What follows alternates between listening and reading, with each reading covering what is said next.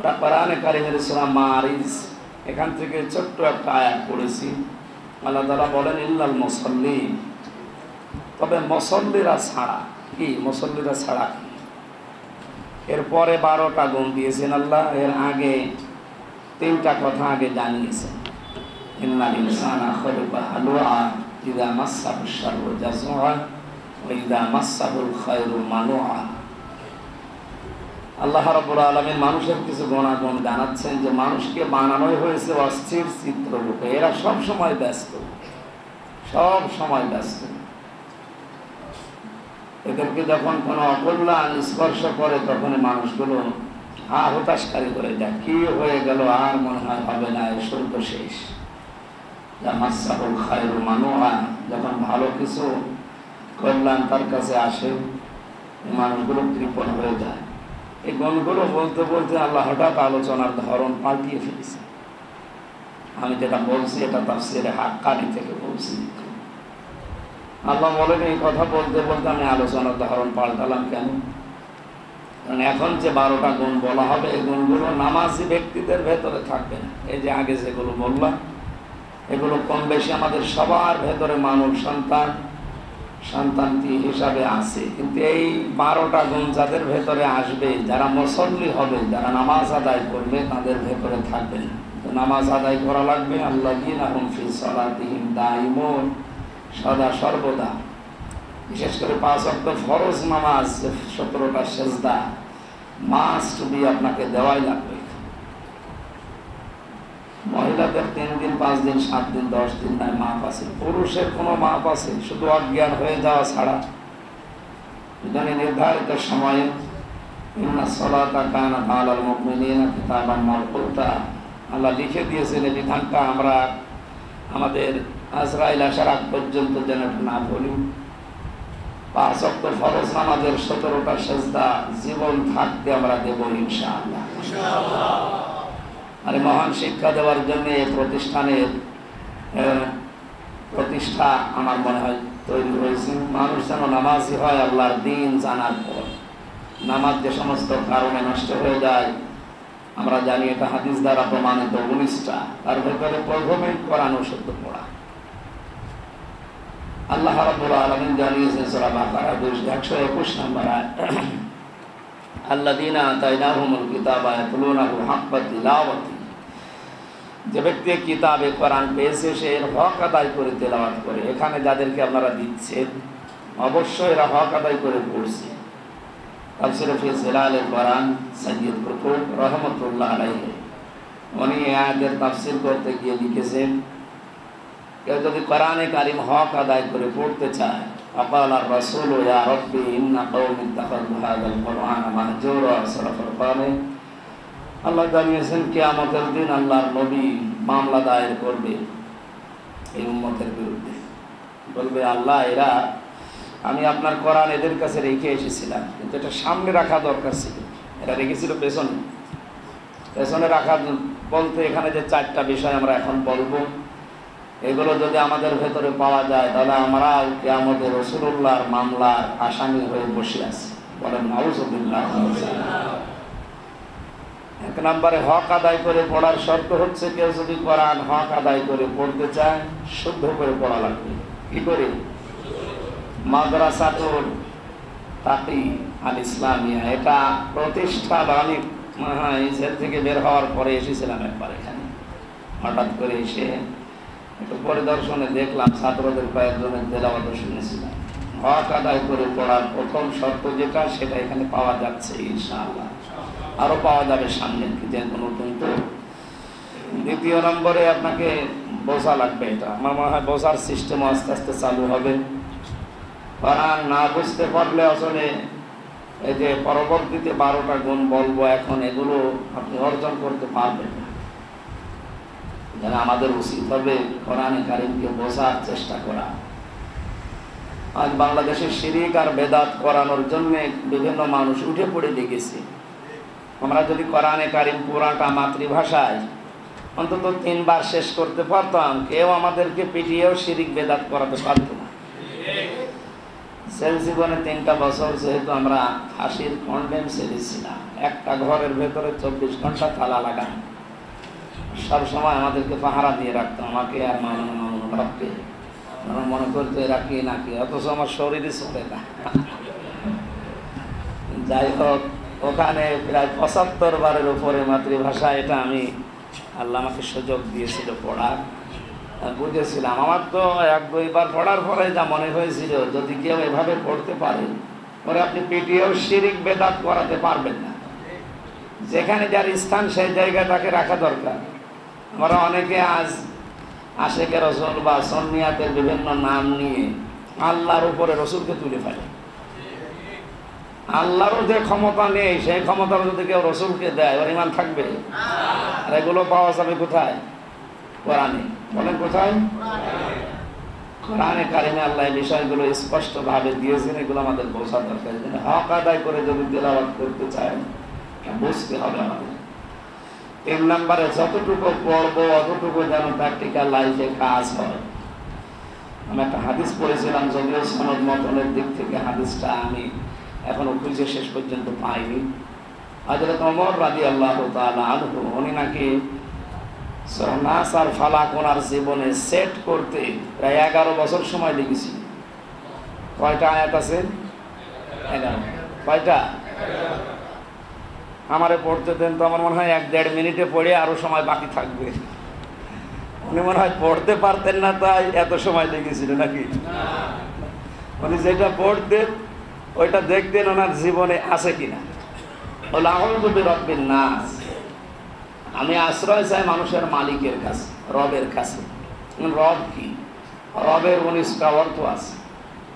রবের প্রথম অর্থ হচ্ছে লালন পালনকারী। এবং দেখতেন যে আমাকে লালন পালনকারী আমার ব্যবসা, আমার ক্ষমতা, আমার চাকরি, আমার জমি, এগুলো না আমার আল্লাহ। এটা তো আমরা মুখে বললাম, বাস্তবে নিয়ে যাওয়া এটা কি অত সহজ? উনি নিয়ে গিয়েছিলেন।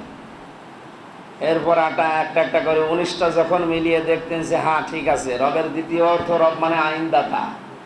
আমার 3.5 হাত বডি সহ আমার পরিবার, রাষ্ট্র, সমাজ সব জায়গায় আল্লাহর আইন চলে তো না, আপনাকে বলছি না। মানে এভাবে মিলিয়ে মিলিয়ে যখন দেখতেন যে হ্যাঁ সবগুলো ওকে আছে, পরের আয়াতে যেতেন। আমরা এইভাবে কোরআন পড়লে তো কি আমাদের আগেও শেষ হবে না। তো ওনার বলেন 11 বছর সেট করতে লেগেছিল, আর আমাদের নাচ ফালাক পড়তে 1.5 মিনিটও লাগে না।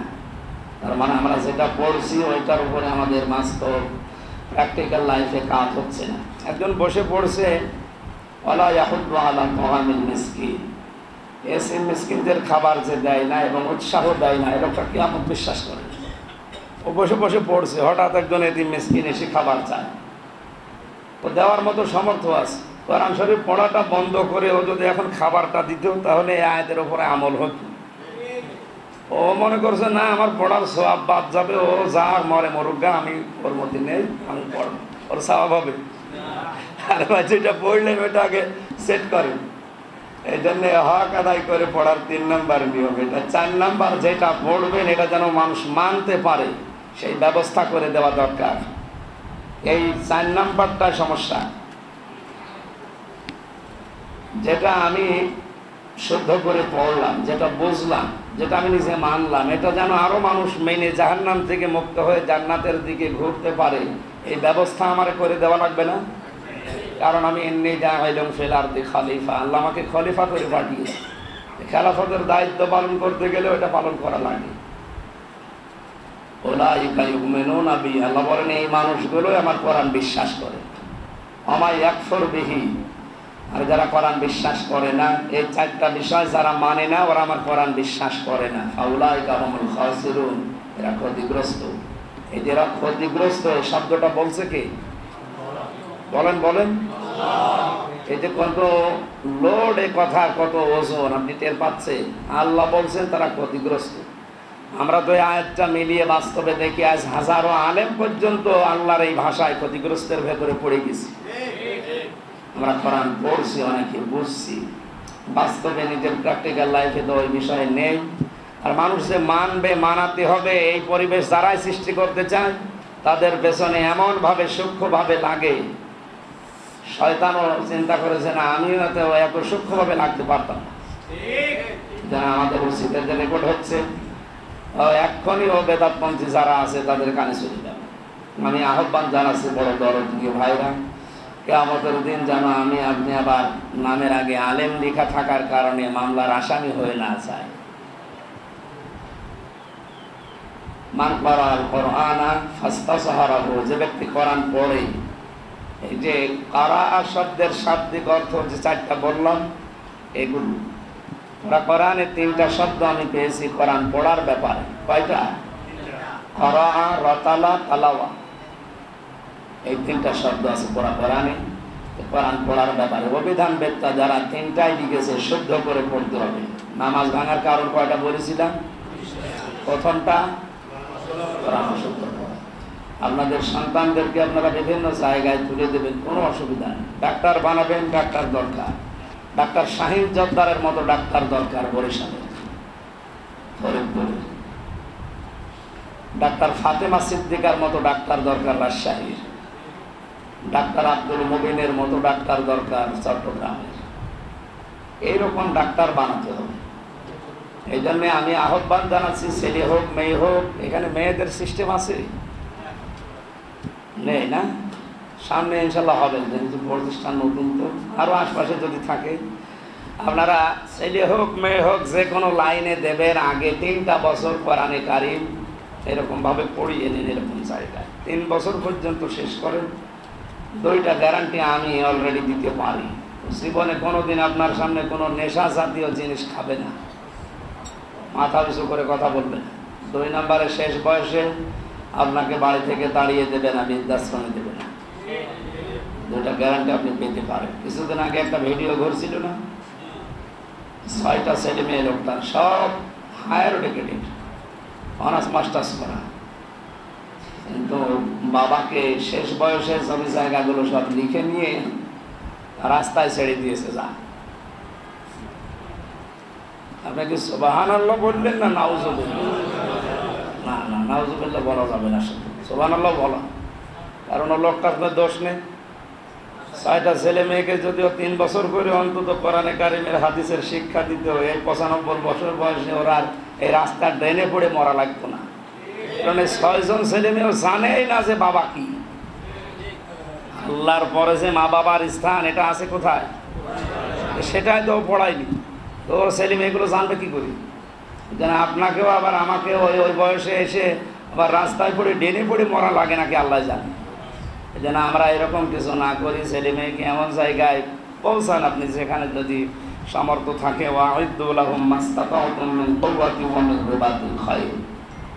আল্লাহ পাক জানিয়েছেন ইসলাম ধ্বংস করার জন্য ওরা যেটা কাজে লাগায়, হেনবে আপনি ওইটা উল্টিয়ে ইসলামের পক্ষে কাজে লাগান। ওরা আজ ডাক্তারগুলো কাজে লাগাচ্ছে ইসলামের বিপক্ষে, আমরা ওইটা উল্টিয়ে ইসলামের পক্ষে কাজে লাগাতে চাই। ওরা আজ ডিসি, এসপি, টিওনো, ওসি বানাচ্ছে ইসলামের বিপক্ষে কাজে লাগাতে। আজ ওই সমস্ত জায়গায় ভালো ভালো মানুষগুলো তুলে দেন। আমার কথার অর্থ বুঝতেছে? আলহামদুলিল্লাহ। কোরআন পড়ে যে ব্যক্তি ফাস্তাসহারাহু এবং কোরআনকে এজহার করার চেষ্টা করে, এজহারের প্রায় 33টার উপরে অর্থ আছে। এজহারের প্রথম অর্থ স্পষ্ট করা। এজহার মানে দাঁড় করানো, এজহার মানে কায়েম করা, এজহার মানে প্রতিষ্ঠা করা, এজহার মানে বিজয় করা।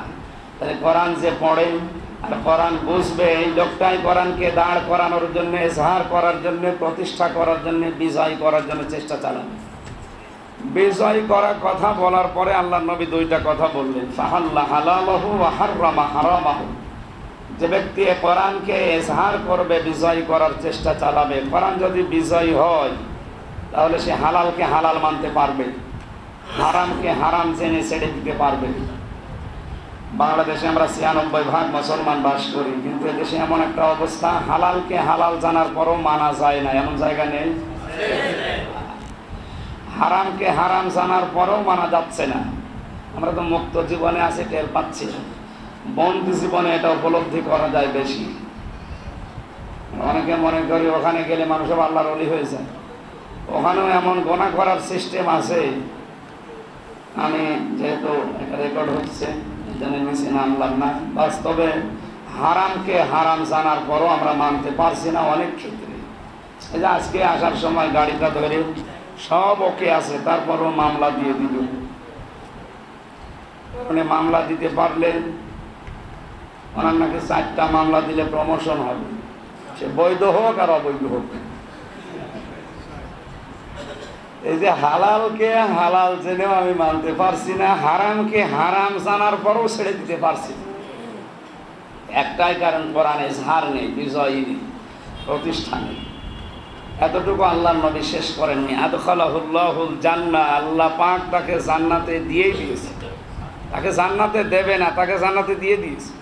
এ কথা বললেন কেন? নবীজির কথা কি আমাদের এই যে 2 ঘন্টা 2.5 ঘন্টা শুধু শান বলতে চলে যায়, এরকম কথা বলতেন নাকি? উনি কথা বলতেন একটা, কিন্তু এক একটা কথার ভেতরে লক্ষ লক্ষ কথা লুকিয়ে থাকতো। আদখালাহুল্লাহুল জান্নাহ, আল্লাহ পাক তাকে জান্নাতে দিয়েই দিয়েছে। তার মানে কি?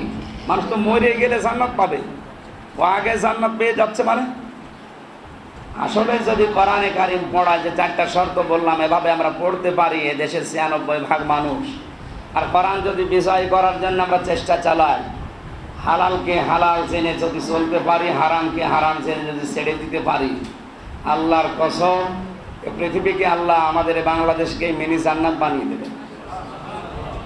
হাদিসের পরবর্তী কথা তো আরো সুন্দর, সাফাহু ফি আশারাতিন মিন আহলি বাইতিহি কুল্লুহুম ক্বাদ ওয়াজাবাত লাহুম নার। তাকে সুপারিশ করার জন্য এমন ক্ষমতা আল্লাহ কিয়ামতে তার 10 জনের ব্যাপারে দেওয়া হবে, আত্মীয় স্বজনের ভেতরে, যাদের প্রতি জাহান্নাম অবধারিত ছিল। সুপারিশ করে সে জান্নাতে নিয়ে যেতে পারবে কোরআনে কারিমের আমলের কারণে। সূরা রদের 23 থেকে মনে হয় 33 নম্বর আয়াত পর্যন্ত যারা পড়েন এগুলো একটু পড়বেন। আমার সময় কম, আমি শুধু দলিলগুলো বলছি, লম্বা করতে পারছি না। ওখানে আলেমদের, বুদ্ধিমানদের কিছু কথা আছে। বুদ্ধিমান বলতে যারা আলেম, জ্ঞানী, বুদ্ধিমান, এই মানুষগুলো সত্যি যদি দুনিয়াতে কোরআনে কারিমের উপরে আমল করে এদের বুদ্ধি খাটাতে পারে, কিয়ামতের দিন তার পরিবারস্থল, এমনকি এখানে প্রায় 7টা গুণ দেওয়া আছে। এই বিষয়গুলো কিয়ামতে আল্লাহ তাকে দয়া করে দান করবেন।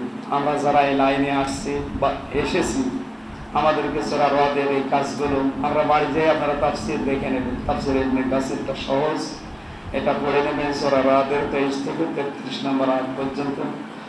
বড় ভাই আছে, এরপরে মেহমান আসবে, আর আমার কণ্ঠ আজকে একদিন বসে যাওয়ার কারণে কথা বললেই কষ্ট হচ্ছে। যতটুকু বলেছে আল্লাহ আমাকে সহ যারা এসেছি প্রত্যেককে কাজে লাগানোর তৌফিক দিন। আমিন। বারাকাল্লাহু লানা ওয়া লাকুম ফিল কুরআনিল আযীম। আসসালামু আলাইকুম।